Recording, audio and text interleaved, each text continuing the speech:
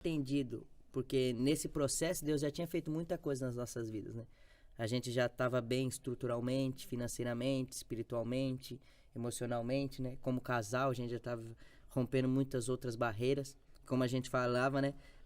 Para quem viu as nossas pregações, tanto da Samara como a minha, nós temos uma frase desde quando a gente começamos: quem não pode somos nós. Então, no contexto a qual nós vivíamos, como o Thiago falou, a gente veio eu particularmente, de uma família turbulenta, entre criminalidade e isso tudo mais. Então, quando a gente entendemos isso, começamos o nosso processo de transformação, a grande realidade é que nem todo mundo que está com você se alegra com aquilo que você está vivendo. Uhum. É até algo assim pesado de falar, mas nós temos que ser sinceros e limpos. E muita gente não acreditava nisso. E a gente olhava para a Bíblia e falava: mas como que a Bíblia diz que escolheu os loucos para confundir os sábios? Então, o nosso contexto era esse, e a gente cria nessa palavra. E o pastor falava, porque Deus deu uma visão para Portugal, ele sempre mostrava o desenho que ele fez na Bíblia. Uhum. Que é essa Bíblia que ele mostra o desenho até hoje. E ele falava assim: quem aqui está disposto? E no começo a gente ficava calado, falando: mas a nossa estrutura não dá. Que é dos 8 distritos. O nosso contexto, o que é passaporte? A gente achava que era um bicho de 7 cabeças para tirar, para viajar, e falar: a nossa realidade é outra. Era outra. Não tem como. A gente hoje tem uma vida estruturada? Temos, mas a gente, já com a vida estruturada, a gente falava: não tem cabimento.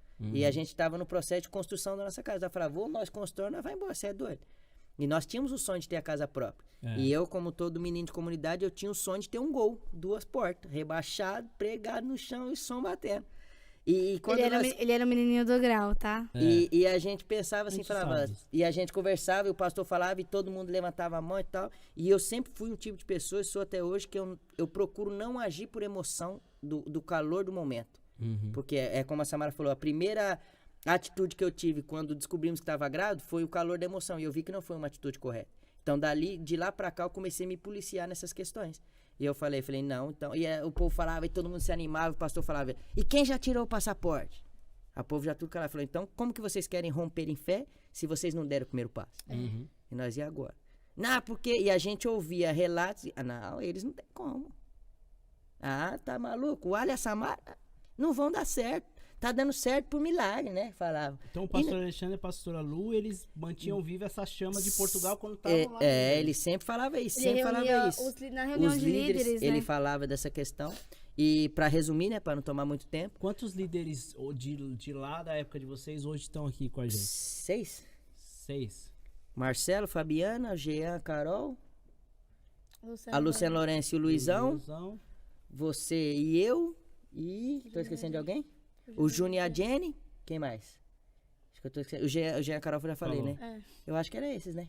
Se eu tiver errado, vocês mandem aí no grupo. E quantos tinham naquela época? Líderes? Se eu não me engano, era 77 na altura. Ou seja, de 77, 6 casais seguiram a visão. E não sei se é a palavra correta, mas os mais improváveis.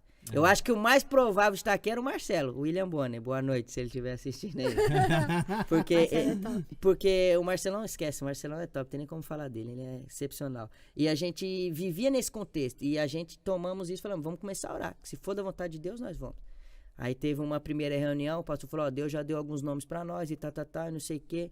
Eram 12, eu acho. Tem 12 aqui já. A Cris também. A Cris do Johnny. A Cris. Falei que eu tava esquecendo de alguém, eu sabia que eu tava. Não esquece da Cris. E aí a gente começou a sonhar com isso e falamos: caraca, aí Deus já escolheu os nomes. Aí a gente falou assim: a gente não escolheu só os ruinzinhos, né? Aí nós falamos assim, na primeira vez que ficamos também, falamos: não somos nós. Uhum. E aí eu fui trabalhar. Certeza, né, amor? A gente tinha certeza que não era nós. Aí eu fui trabalhar fora, trabalhar no Guarujá. Não saiu no sorteio de Deus. Não saiu, não. Falei: caraca, puxou a pedra errada do bingo. Aí eu fui trabalhar fora no Guarujá e eu tive um sonho. Só que eu não liguei pra Samara pra falar. Quando eu cheguei, aí ela mandou mensagem, que mulher, né, ela já tá... Amor, quando você chegar a gente precisa conversar, eu tive um sonho. Eu falei: nem conta, que quando eu chegar eu também tenho que te contar que eu tive um sonho. E quando cheguei a gente sentou pra conversar, ela teve o mesmo sonho, que Deus falava assim, né: arruma as malas que vocês estão indo embora. E Deus dava um sonho que eu tava numa igreja fora não era a nossa igreja, e eu tava sentado no fundo. Pra quem teve, quando a Naomi e as irmãs delas e o pastor Ned Jefferson veio na outra igreja, eu compartilhei esse sonho lá, e eu vi um altar diferente, e eu via tipo essas negona black mesmo, cantando com as roupas mesmo assim, sabe, topzona mesmo. Aí eu falei: caraca, amor, eu tive um sonho assim, assim, assim. E a gente começou a orar mediante aquilo. Falando, Deus, se for da sua vontade, a gente quer. Mas nisso a gente estava no processo de construir nossa casa. Aí interrompemos a construção, Deus falou, ó, sai e vai morar de aluguel. Falou, e agora?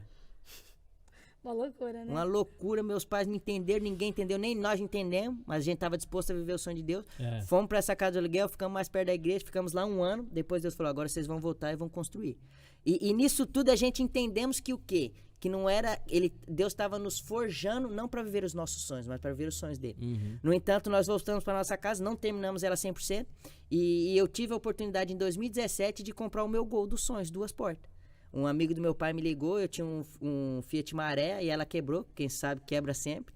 E já não cansava de gastar dinheiro naquele carro. E eu levei pra oficina e falei, Macarrão, arruma pra mim. Quando vai trocar uma correia, tem que arrancar o motor tem que desmontar o carro e arrumar outro. Aí ele falou assim, não, ela deixa o carro que eu vou arrumar pra você. Eu falei, mano, só que eu quero ir pra praia no final do ano.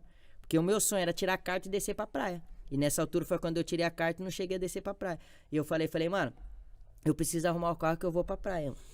No Natal eu vou pra casa da minha avó. Você se vira. E ele nunca cobrou os serviços nossos, pela amizade que ele sempre teve com meu pai. Aí ele falou, não, eu vou arrumar.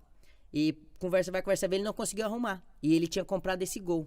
Quando ele comprou esse Gol, eu falei, caraca, top, os olhos chegam a brilhar. Eu falei, mano, esse é o Gol, 2 portas. Ninguém queria Gol 2 portas, era o meu sonho. Esse era o que tava na E eu meu falei, sonho. caraca, esse era o carro do meu sonho. E no dia 23, né? Ele me ligou e falou, ou era Gol, era Voyage, ou era Saveiro. Esquece, filho, baixo. Aí ele Era foi me Gol, mas não dava era pra ser Saveiro, que nós já tinha Yasmin. Aí ele foi me ligou e falou, mano, você tá na onde? Não vou conseguir arrumar seu carro. Eu falei, mano, tranquilo. O meu tio, que era meu segundo pai, meu tio Fabinho, ele já me emprestou o carro. Ele vai ficar de a pé e vai deixar o carro parado pra papai. Ele falou, não, passa aqui na oficina e pega a chave do Gol. Irmão, quando ele deu essa notícia, eu comecei a tremer. Falei, e agora? Mas só que nós já estávamos com os planos de vir embora. E eu contei, falei, caraca, não vou ficar 6 meses com o carro. Falei, amor, foi o tempo de eu terminar de pagar e vender o carro. E nisso nós entendemos a questão da visão, de viver o que Deus tinha pra nós e não aquilo que nós sonhamos. Foi um mimozinho. Foi um mimo, ele falou, vou te dar uma moralzinha. Você não merece não, mas eu vou te dar uma moralzinha. Não, mimo. E foi nesse processo assim, né? Que a gente entendemos e toda vez que a gente olha, a gente fala, quem não pode parar somos nós. Porque se nós tivéssemos acreditado nas palavras negativas, hoje nós não